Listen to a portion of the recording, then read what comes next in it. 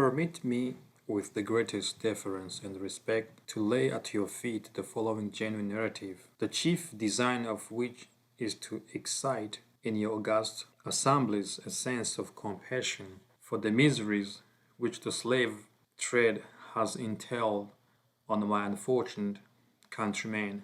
By the horrors of the trade was I first torn away from all the tender connections that were naturally dear to my heart.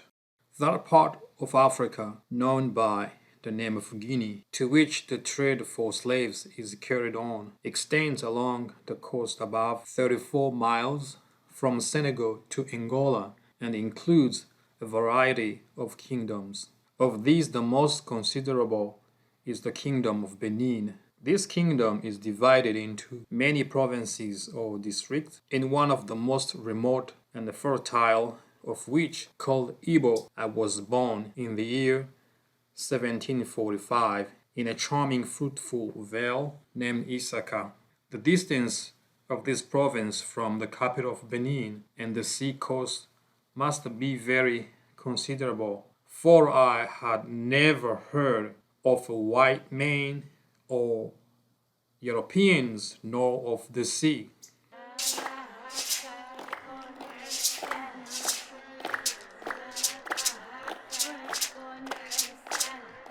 One day, when all our people were gone out to their works as usual, and only I and my dear sister were left to mind the house, two men and a woman got over our walls and in a moment seized us both. The following night, they offered us some victuals, but we refused it, and the only comfort we had was in being in one another's arms all that night and bathing each other with our tears. But alas, we were soon deprived of even the small comfort of weeping together.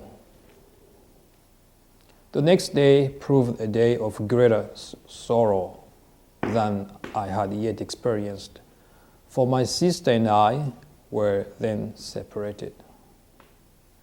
It was in vain that we besought them not to part us. She was torn from me and immediately carried away. I cried and grieved continually, and for several days I did not eat anything but what they forced into my mouth. I continued to travel, sometimes by land, sometimes by water, through different countries and various nations, till at the end of 6 or 7 months after I had been kidnapped, I arrived at the sea coast. The first object which saluted my eyes when I arrived on the coast was the sea and a slave ship. These filled me with astonishment, which was soon converted into terror when I was carried on board.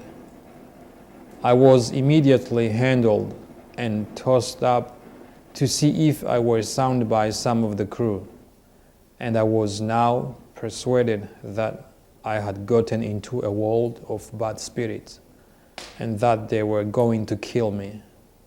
On a signal given as the beat of a drum, the buyers rush at once into the yard where the slaves are confined and make choice of the parcel they like best. In this manner, without scruple, our relations and friends separated, most of them never to see each other again. O ye nominal Christians, might not an African ask you, learn this from your God, who says unto you, do unto all men as you would men should do unto you? Is it not enough that we are torn from our country and friends to toil for your luxury and lust of gain?